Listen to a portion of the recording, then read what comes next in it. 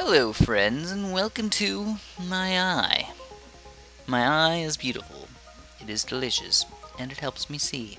It helps me see the beauties of the world. It helps me see everything that ever has been and ever will be. No, probably not. Your eye really doesn't do that stuff. But it is pretty darn sweet. You know, could you imagine how awesome your eye would be if it was like sweet X-ray vision or infrared vision or just something cool like that? I don't know. I'd really feel like that would be cool. I think what they did was one time they actually came up with an infrared camera that they actually made like completely public and everything. You could make an infrared camera, by the way.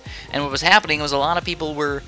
It doesn't work exactly the same way, but you can kind of like see through people's clothes with it. Kind of. Like halfway.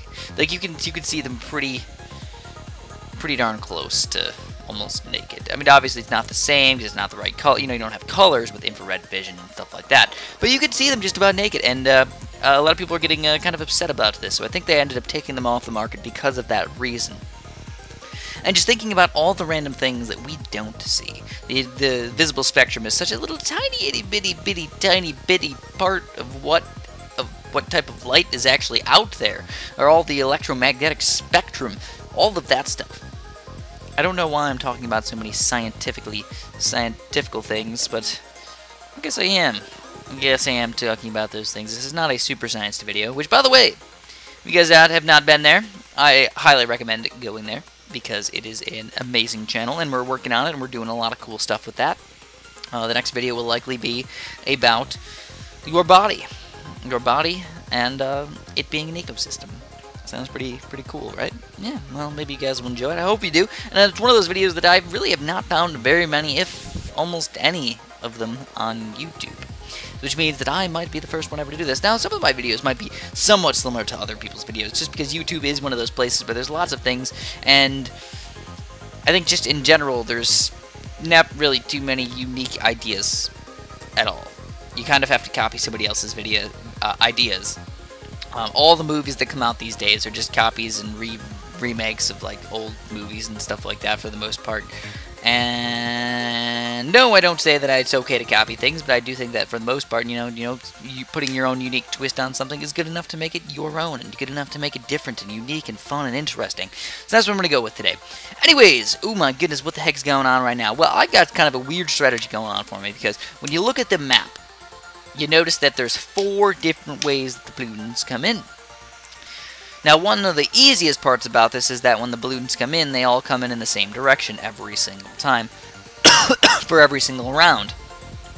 But the bad thing about it is yes, there's 4 different ways they come in. They do come kind of similar to the same way every single time. In fact, when you first look at this, you probably think it's somewhat similar to Bloons Lab. That's probably the first thing you think about, because Bloons Lab has 3 areas that come out of. And it's kind of like a similar fashion. They come out in kind of like a loop-de-loop like that, or like an arched shape. So, is it tough? Well, I don't know. It's one of the tougher maps, I'd say. It's one of the tougher advanced maps, at least. But no, it's by no means very tough or very hard. I think for the most part, people will be able to beat this map fairly easily, and nobody's going to have too many problems with it. I think the biggest problem is actually the lead popping power, or finding a good chunk of towers that can get the lead popping power.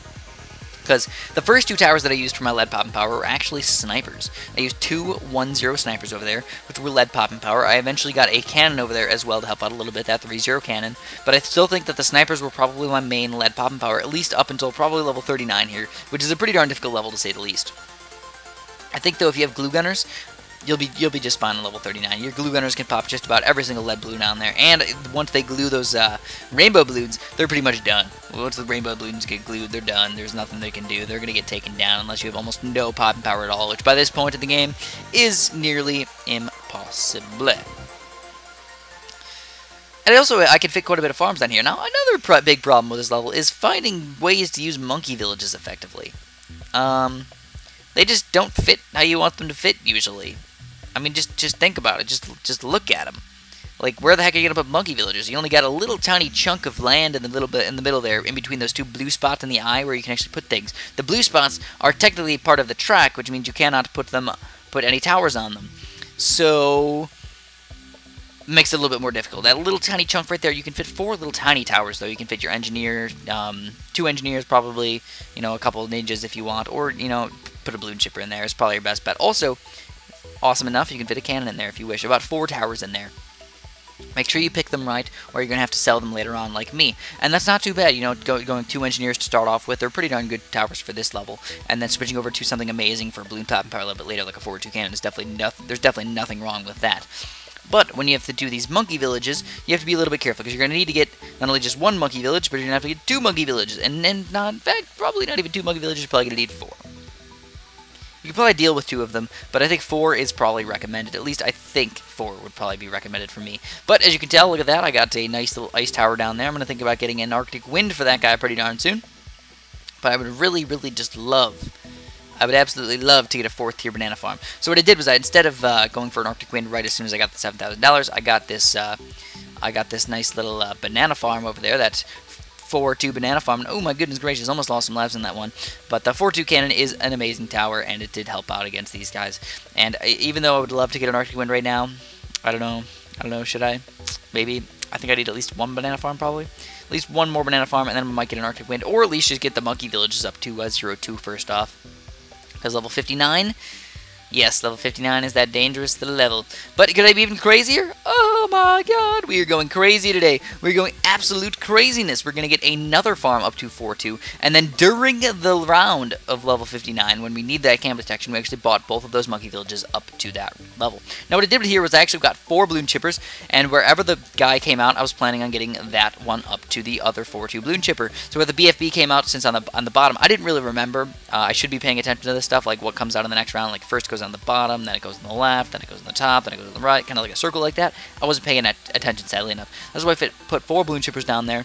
And also the balloon chippers, the cool thing about them is they're not bad as just 0-0 balloon chippers. You can use them as ceramic power. So getting 4 of those guys, definitely not a bad choice at all. In fact, there was nothing wrong with getting those guys. I would kind of almost recommend getting that many balloon chippers, because what is a big problem for you? Ceramic power. You know, getting enough ceramic power is tough. The 4-2 cannon and the Arctic Wind, yeah, they stop the ceramics, but are they good ceramic power? No, they're good versus the lower level balloons. They're not bad versus ceramics, by no means. By no means are those guys bad versus ceramics, but definitely better versus the low level balloons, and that's just a guarantee. Another thing is that this is my second time playing this level right here. Why is it the second time playing this level? Because I got to level like 60, 62, 61, 55, something, I don't know, 58, maybe, I don't know, somewhere in that vicinity. Regrow Rainbow's Cave, or Regrow Zebras, or something silly like that.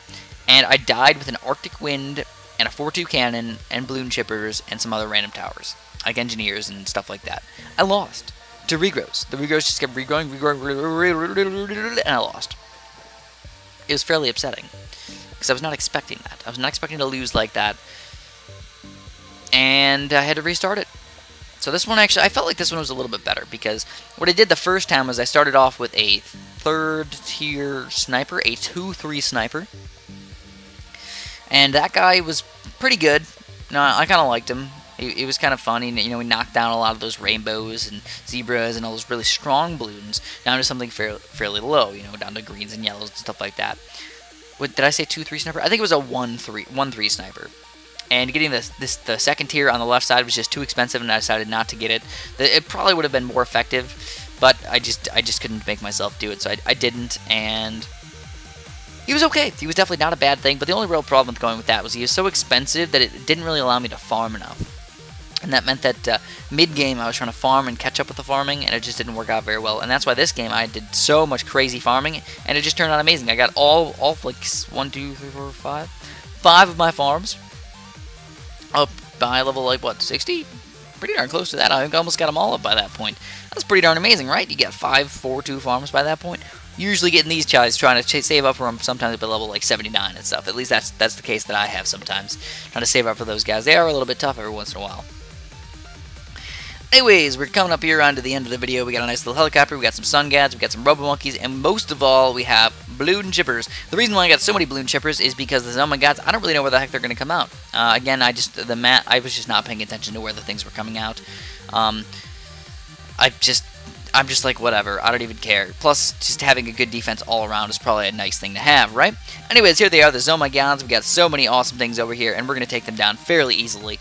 And that is all I'm going to have for you guys today. So, as always, thanks for watching, and have a super duper delicious day, my gooey little friends.